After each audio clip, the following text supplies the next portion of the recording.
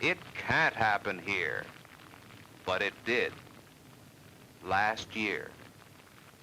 We the people in a peacetime year lost over 10,000 killed and 40,000 injured.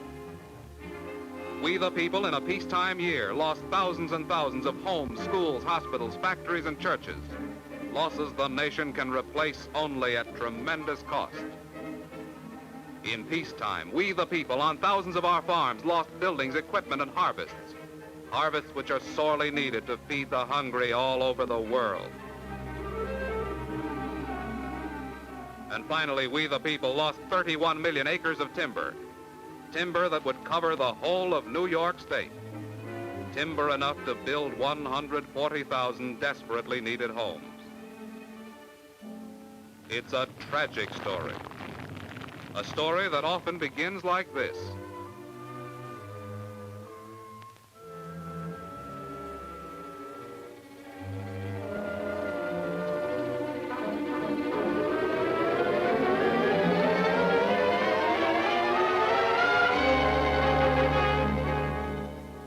Or maybe the story begins like this.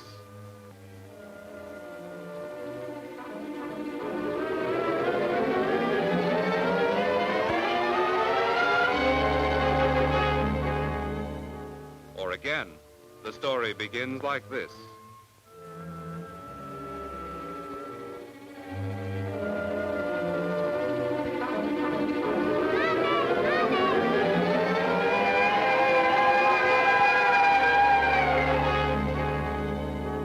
Here's another way the story often begins.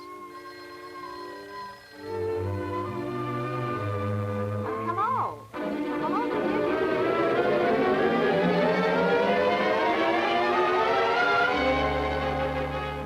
And here's still another beginning.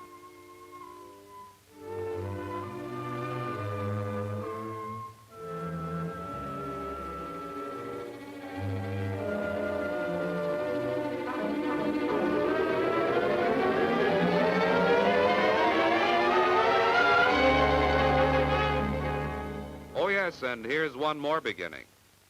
Gasoline, invisible fumes, an open flame.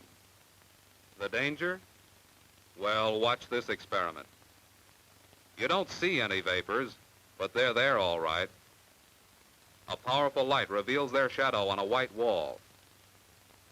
See how these vapors flow out of the container and how they spread.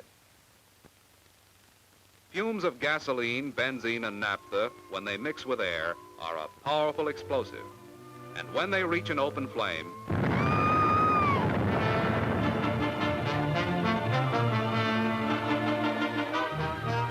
every minute of the day and night, all year long, there's a fire. Every hour of the day and night, all year long, one person dies and 4 are maimed by fire.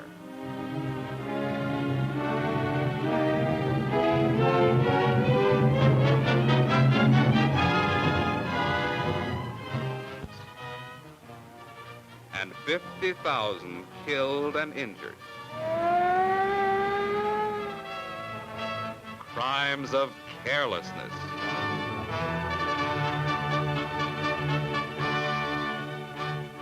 But we, the people who commit them, can also prevent them.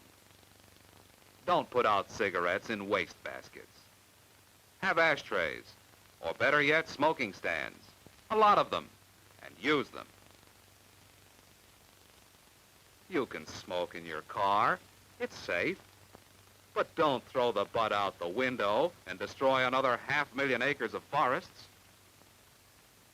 Don't let your child maim himself. Even safety matches can be plain murder in the hands of a youngster. Ask yourself how you'd feel if your child... Well, you get the idea. And electrical appliances, they're perfectly safe to use.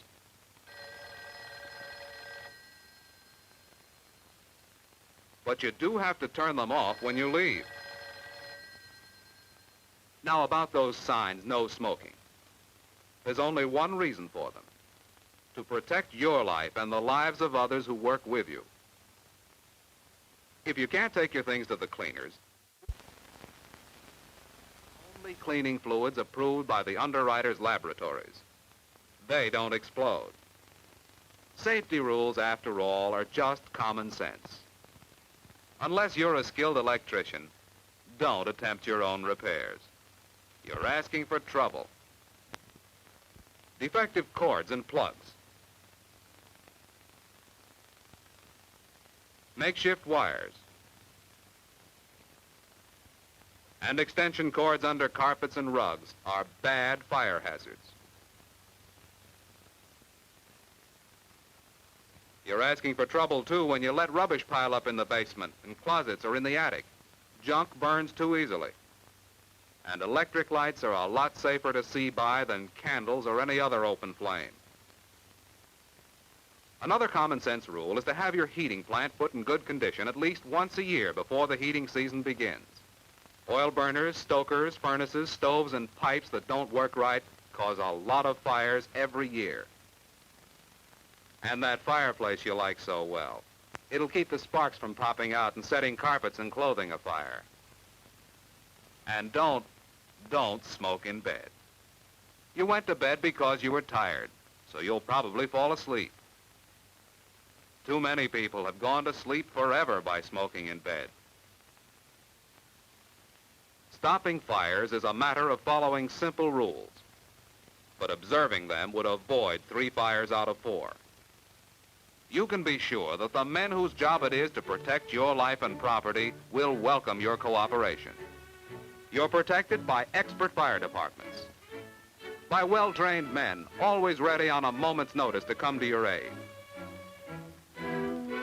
And this is their ammunition, water. And pumping stations distribute that water to hydrants all over your community. And up-to-date fire alarm systems bring the firemen to your house in a matter of minutes.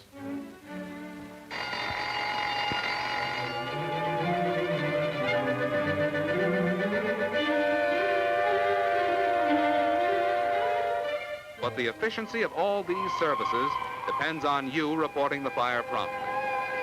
That's why it's important for you and your family to know where the nearest fire alarm box is. And incidentally, if you should turn in an alarm, be sure to wait by the box till the fire engines arrive, so you can quickly show them where the fire is. It's important, too, for you to have the number of the fire department handy near your telephone.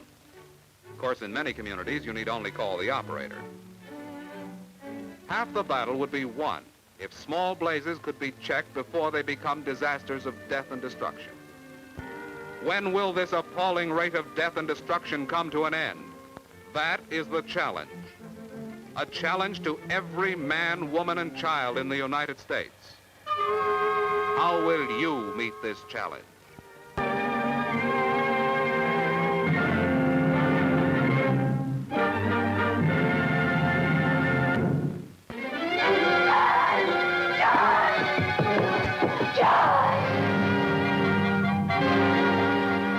Fire, the fifth horseman, brings death to one American every 48 minutes. Fires last year killed 11,000 people, made 400,000 families homeless, destroyed property worth $700 million. 3 fires out of 4 never would have happened if their victims had followed only the simplest rules of safety. Clear out the fire hazard in your cellar. Have your heating equipment inspected. Always leave cigarette butts safe. Throw away worn electric wiring. Keep the phone number of your fire department in plain sight. Find out the location of your nearest fire alarm box. Stop Fire, the fifth horseman. Join now in your community's Fire Prevention Week.